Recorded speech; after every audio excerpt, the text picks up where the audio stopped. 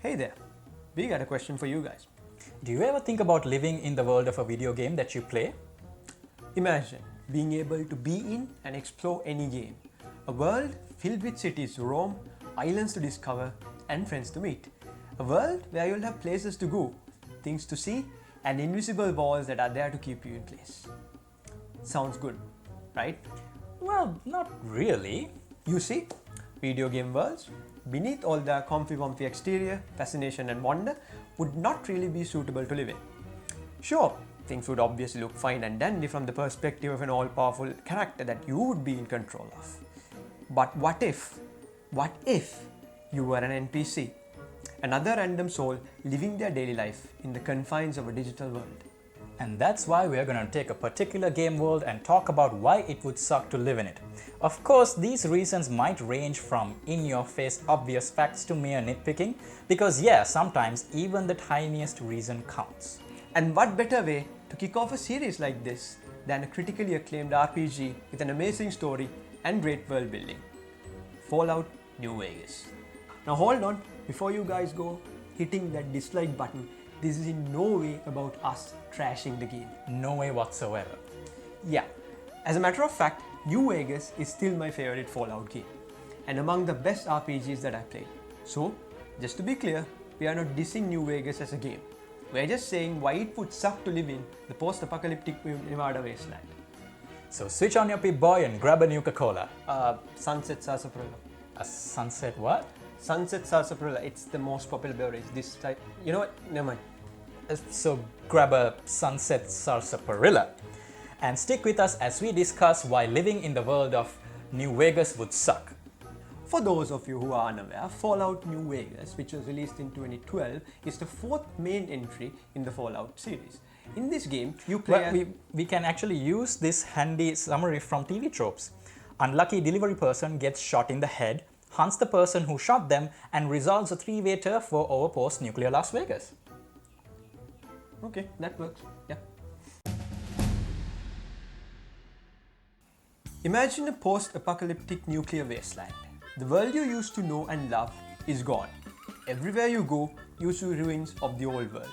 Abandoned buildings, ghost towns, struggling settlements, places overrun with things that want to shoot or eat your face off. After a while, you'll come to realize that the biggest downside about living in an irradiated wasteland is that you are living in an irradiated wasteland. That makes sense, right? Although many years have passed since the last time someone dropped a nuke in Nevada,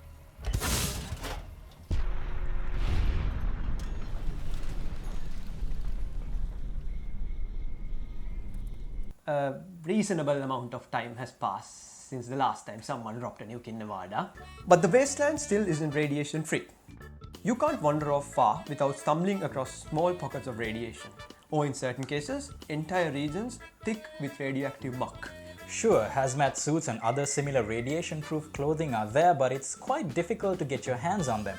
And when you eventually do, you realize that they are not that effective.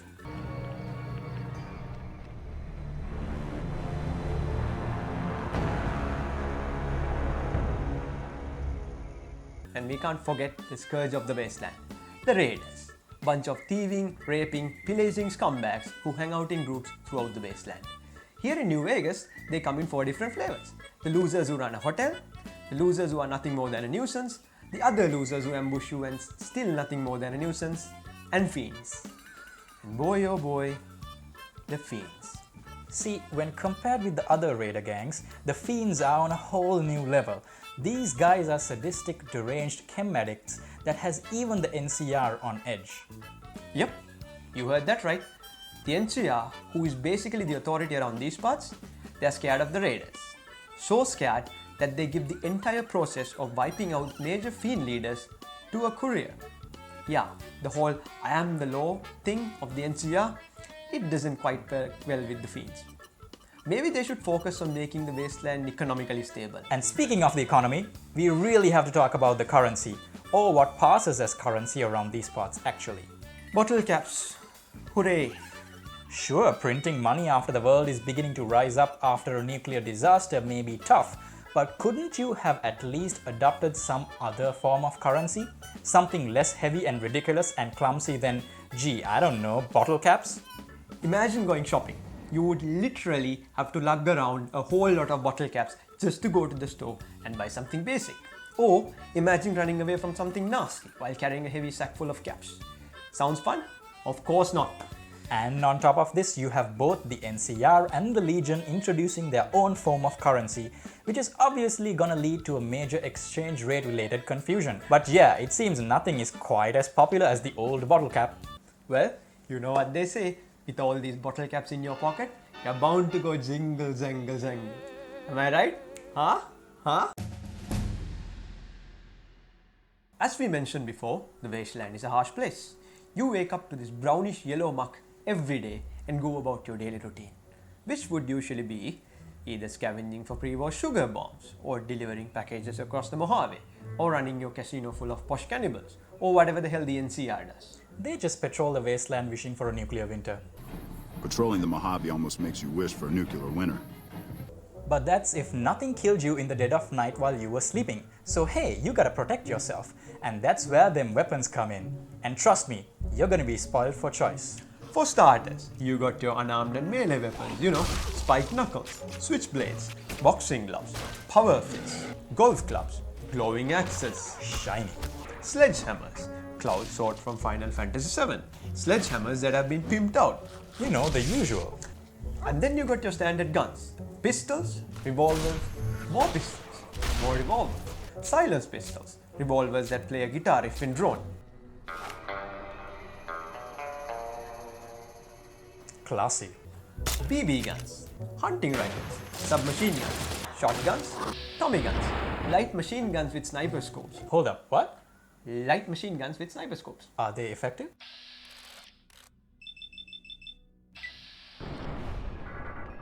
Very effective. Assault rifles, nail guns, more shotguns, sniper rifles, even more shotguns, anti-material rifles. The usual, nothing fancy. There's more, right? Of course, this is America we are talking about, the land of laser and plasma. Energy weapons galore. You got your laser pistols, plasma pistols, alien blasters, sonic emitters with interchangeable sonic libraries, laser rifles, plasma rifles, laser Tommy guns, flamethrowers, Gatling lasers, because sure, why not? Ghost rifles, plasma casters, and whatever this Tesla cannon thing is. Shocking. But is that enough? Then you got your odds and ends. Throwing spears that skewer people to the wall, miniguns that turn your enemies into chunks, grenade machine guns which is basically a grenade firing machine gun. And then there are the honorable mentions. Weapons that could really make you question living in the wasteland. Take the shish kebab for instance, flaming sword which not only cuts people in half but also sets them on fire. Crispy. Or, out there in the wild wasteland, there are these unholy abominations simply known as holy hand grenades. Wait, what? Holy hand grenades. Holy hand grenades, like the one from Monty Python? Yeah.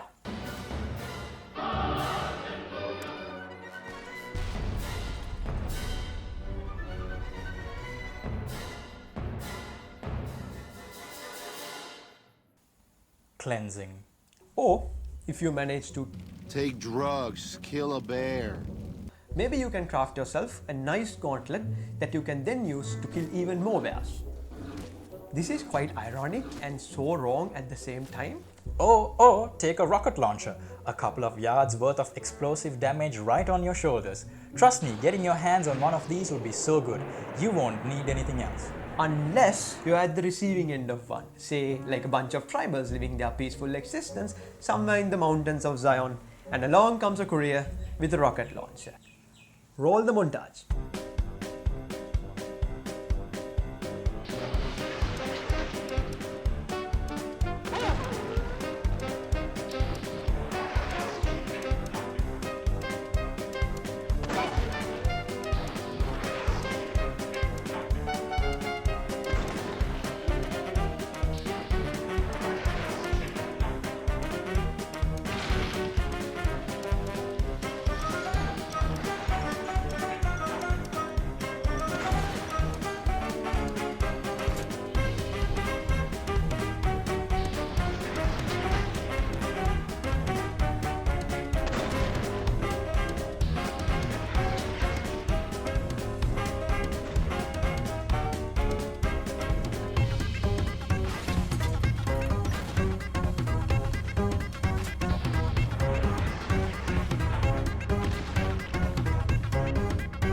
But you know what's worse than any other weapon?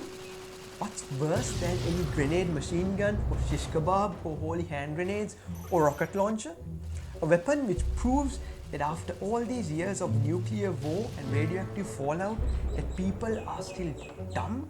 Well, that honor belongs to the fat man. You would think that if anything, a nuclear apocalypse would teach the people that, well, nukes are bad, irrespective of their size. Nuclear missiles are not something you just fire out on a whim just so you can watch the world burn. You know, like the Ink Spot said. I don't want to set the world on fire. And yet, after all these years in post-apocalypseville, it seems people haven't still learned their lesson.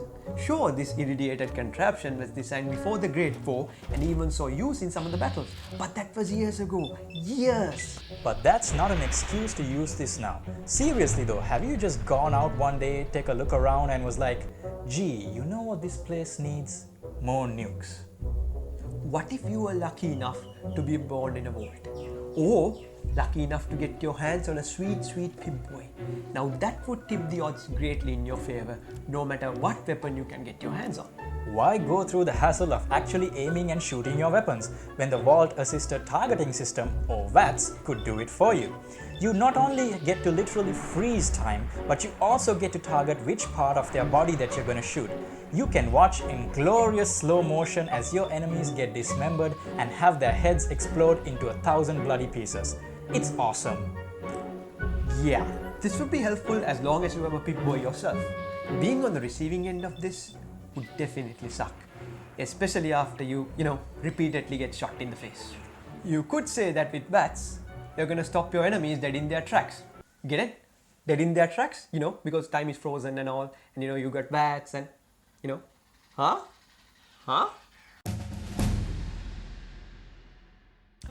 Remember when you said that the wasteland is not really a nice place, like multiple times?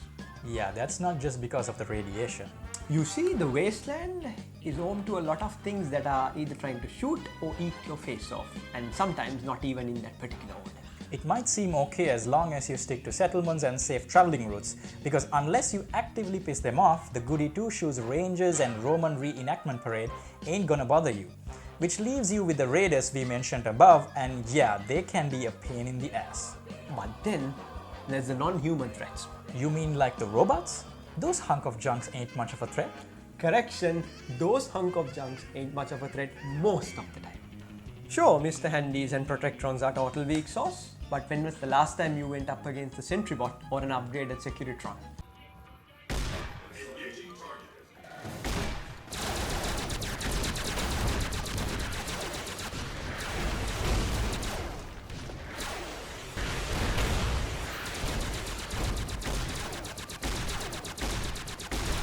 Likewise, if you ever end up in Big Mountain, you'll see these robo-scorpions wandering around. I mean, just look at these guys. They look kinda cute though.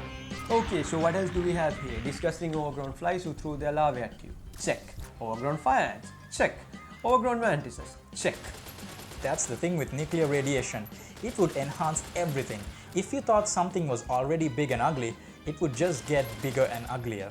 Then you have night stalkers, coyote rattlesnake hybrid abominations who lay eggs and poison you. Not that those two things are connected in any way. Quesadors, giant flying bugs that sting you and make you go all woozy. They're just oversized wasps. What's the big deal? Ever been swarmed by half a dozen of them at once? Stung from all sides? No? Yeah, trust me, you don't want to. Lake clerks, mutated two-legged fish turtle things who sonic blast you from afar. The hell are fish turtle things? Okay, fine. Scary looking, mutated, snapping turtles. Happy? Centaurs. Human dog cat hybrids who are uncomfortable to look at. I don't know what else to say. Just look at these things. And it would probably be even more uncomfortable when those tentacles are all up in your face. Red scorpions. Scorpions mutated and enlarged due to radioactive crap. And why did it have to be scorpions? Yeah, being an arachnophobe ain't gonna help now, is it?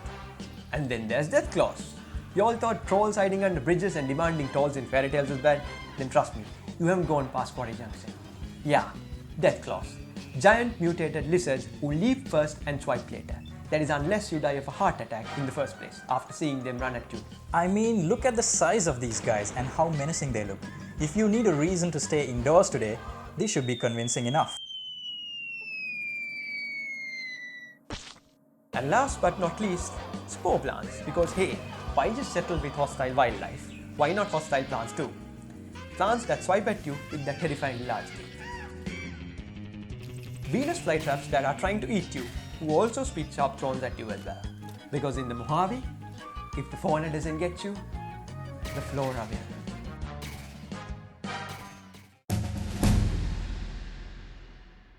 It has been established by movies and video games alike that years cannot pass in a post-apocalyptic wasteland without factions being established and struggling for power over one another.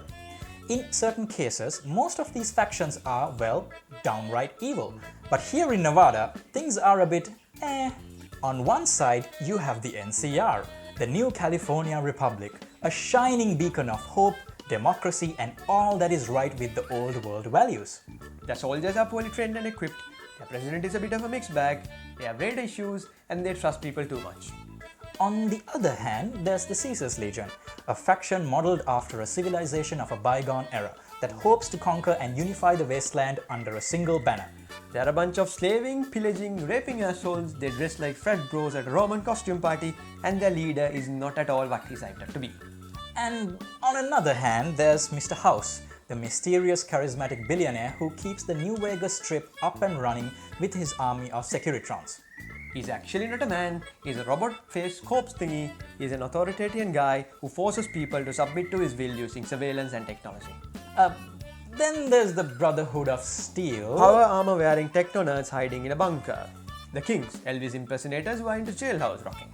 The Great Khans, drug-dealing raiders who also happen to look like a biker gang from Genghis Khan's time. The Boomers, flight jacket-wearing, rocket launcher-carrying xenophobes. The Sorrows, Dead Horses and Whitelegs, who are definitely not Native Americans but are cosplaying as such. And the Enclave Remnants, who are basically the Expandables. That is if they retired and wore power armor.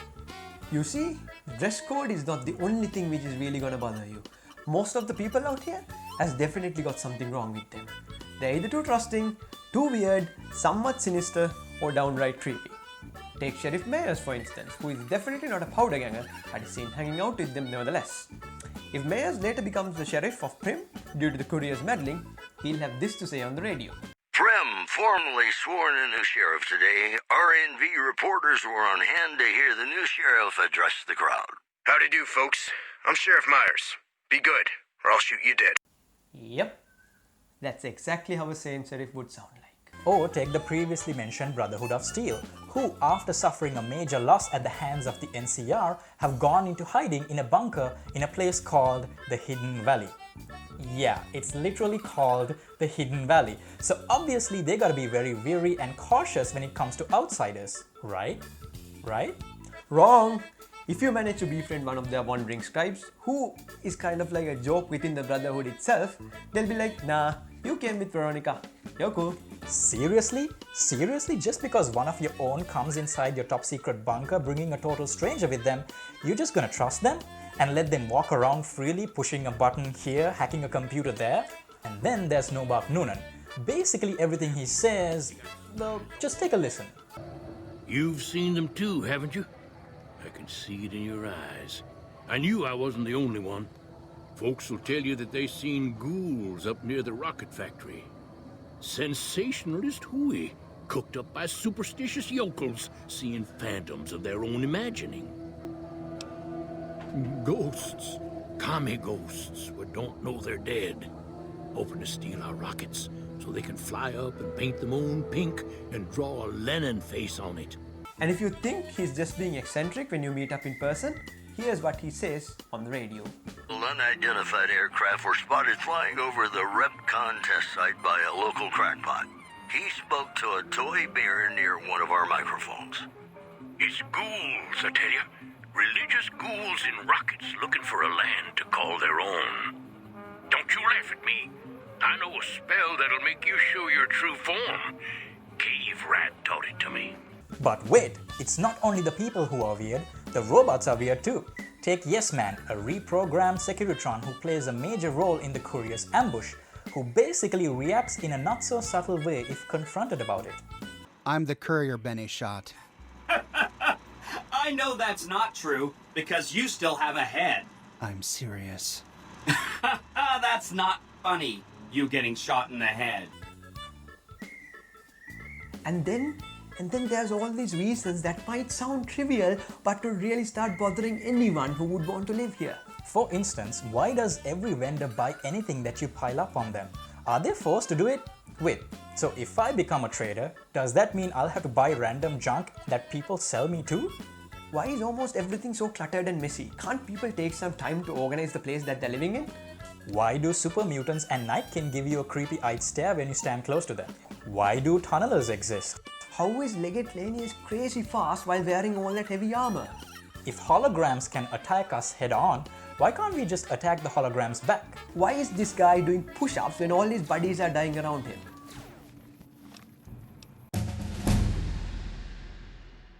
All these reasons that he mentioned would have been bearable if he had some good music, right? I mean, they say that a good song can make you forget all your troubles. So why not some music? A wasteland mix of sorts to go with all the radioactive crap you go through on a daily basis? Well, you do have 2 radio stations, 3 if you count Nightkin Radio. Ah yes, Radio New Vegas and Mojave Music Radio. After listening in for a couple of hours, you'll basically know all their songs by heart, because they have like 10 to 15 songs each. I mean, we get it. Nukes dropped, the world ended, yada yada yada. But the basic fundamentals of a radio station is to play proper music, not the same damn tracks again and again on a loop. That's not how radio stations work. People have salvaged nukes, they have built settlements, they recover pre-war technology over 100 years old. And you're telling me that you guys can't salvage music? That's just pathetic. So let's sum up why being in this wasteland would suck. Wait, we are not done yet. Seriously? We mentioned the factions, right? Yeah. The creatures? Yeah. And the whole wasteland That being a too. bit... so if it's not the death claws, mini nukes, or the radiation, or even the freaky inhabitants, what could be worse? I mean, what could possibly be worse than all of that? Well, I'm glad you asked. That's right. The worst thing about being in this nuke-forsaken wasteland is one damn song.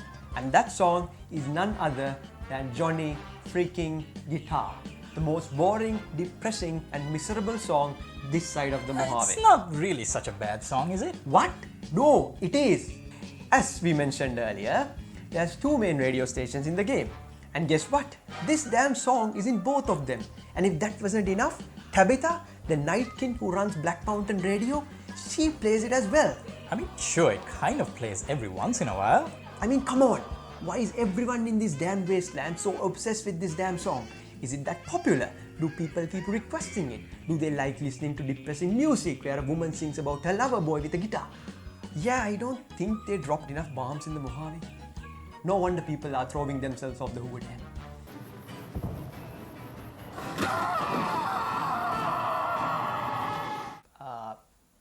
That still counts. Oh, come on, it's not that bad. Here, let me show you. I have a guitar right here. Do not touch the... You know what? Can you just leave the guitar alone? Okay, fine. You wanna wrap this up? You know, you wrap this up. Mr. Johnny Guitar is not such a bad song. I'm gonna catch my breath.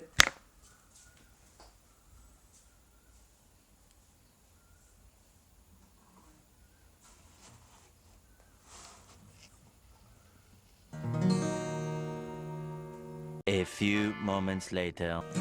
There was never a man like my Johnny, like the one they call Johnny Guitar. Nope. Play it again, Johnny Guitar.